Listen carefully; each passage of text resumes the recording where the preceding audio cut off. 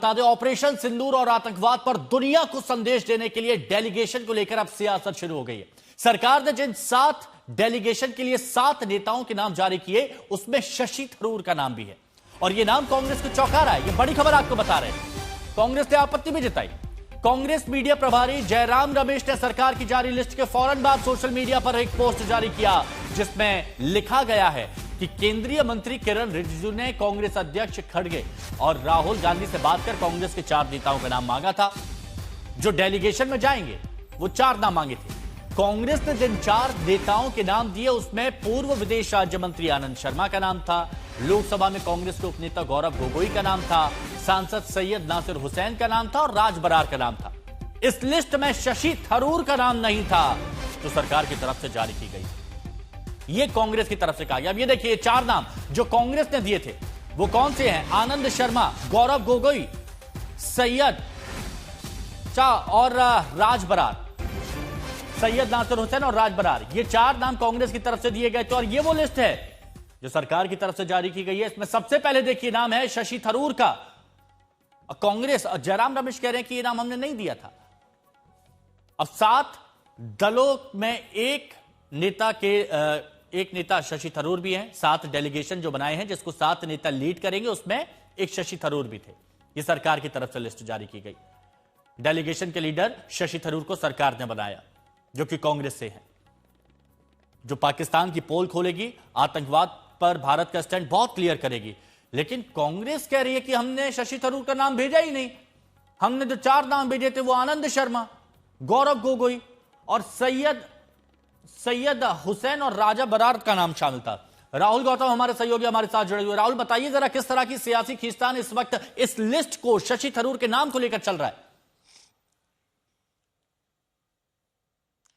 देखिए, कांग्रेस का यह कहना है कि किरण रिजिजू जो कि पार्लियामेंट्री अफेयर्स मिनिस्टर हैं, उन्होंने कांटेक्ट किया मल्लिकार्जुन खड़गे, राहुल गांधी से और नाम मांगे जिनको वो चाहते हैं जो कि इस मल्टी पार्टी डेलीगेशन के अंदर शामिल हो। कांग्रेस पार्टी ने 4 नामों को रेकमेंड किया, जिसमें सबसे पहला नाम था आनंद शर्मा, जो कि कांग्रेस पार्टी के फॉरेन अफेयर्स डिपार्टमेंट के चेयरमैन हैं। उसके अलावा राजा बरार का, जो कि लोकसभा सांसद हैं, सैयद नासिर हुसैन का, जो कि राज्यसभा सांसद है, और इसके अलावा डेप्यूटी लीडर लोकसभा गौरव गोगोई का नाम उन्होंने सजेस्ट किया था। इन चारों नामों के अंदर शशि थरूर का नाम नहीं शामिल है, लेकिन उसके बावजूद सरकार ने शशि थरूर को सबसे पहला नाम है। आप जो लिस्ट को अगर आप देखें, जो सरकार की तरफ से जारी की गई है 7 लोगों की जो कि इन डेलीगेशंस को लीड करेंगे, तो उसमें सबसे पहला नाम शशि थरूर का है।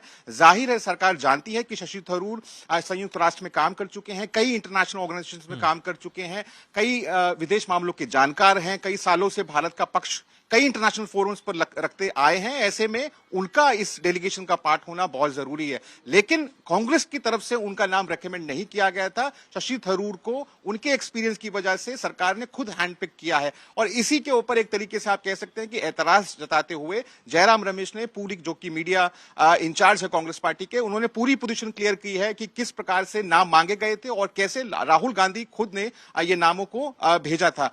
जाहिर है इसके पीछे की कहानी शशि थरूर के वो बयान है जो कि जिससे कांग्रेस पार्टी असहज है। कांग्रेस पार्टी के सूत्रों ने दावा किया कि कांग्रेस पार्टी का ये मानना है कि शशि थरूर जिस प्रकार के बयान दे रहे हैं वो लक्ष्मण रेखा को क्रॉस कर रहे हैं। अच्छा, ये तो कांग्रेस की बात रही राहुल, ये तो कांग्रेस की बात रही। आप हमारे साथ बने रहिए। पीयूष मिश्रा भी हमारे साथ में जुड़ चुके हैं। पीयूष, बीजेपी की तरफ से भी सवाल उठाए गए हैं। कांग्रेस के विकल्प दिलचस्प और बेहद संदिग्ध हैं, जिसमें एक नाम नासिर का है, उसको लेकर भी सवाल उठाए गए हैं कि नासिर हुसैन के नाम पर बीजेपी भी सवाल उठा रही है। क्या कहना है बीजेपी का?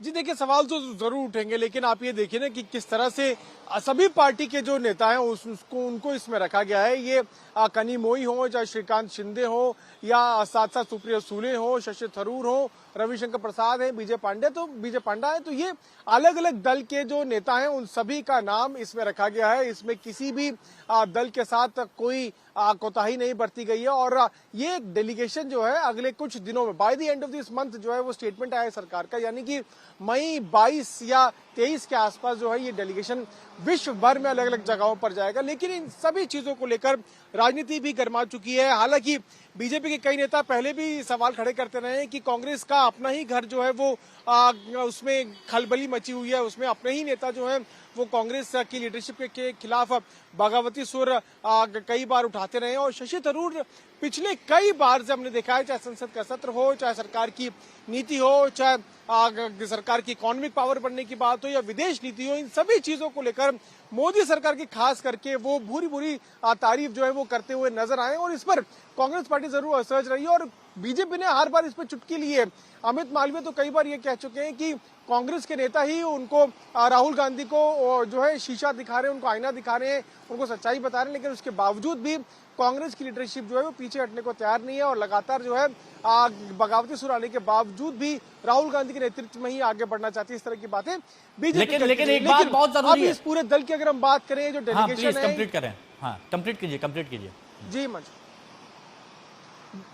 मैं ये कह रहा हूं कि ये जो दल है, ये जो डेलीगेशन है, ये बहुत जल्दी अलग अलग देश के अलग अलग कोनों में जाएंगे और बताएंगे कि कैसे पाकिस्तान को मुंहतोड़ जवाब दिया, किस तरह से पाकिस्तान का हाथ पूरी तरह से पहलगाम आतंकवादी हमले में था और उसके बाद हमारे पास क्या सबूत थे और किस तरह से हमने एस्केलेशन कभी नहीं चाहा। एस्केलेशन अगर किया तो सिर्फ पाकिस्तान ने किया, हमने सिर्फ जवाब दिया और मुंह तोड़ जवाब दिया। ये बात भारत की तरफ से अलग अलग मंचों पर स्पष्टता के साथ रखी जाएगी, लेकिन यह भी खबर आ रही है कि शशि थरूर ने सरकार का आभार जताया और शशि थरूर कह रहे हैं कि बहुत सम्मानित महसूस कर रहा हूं। हालांकि कांग्रेस की तरफ से 4 अलग नाम दिए गए थे, लेकिन सरकार की तरफ से शशि थरूर का नाम। बहुत बहुत शुक्रिया आप दोनों का हमारे साथ जुड़ने के लिए।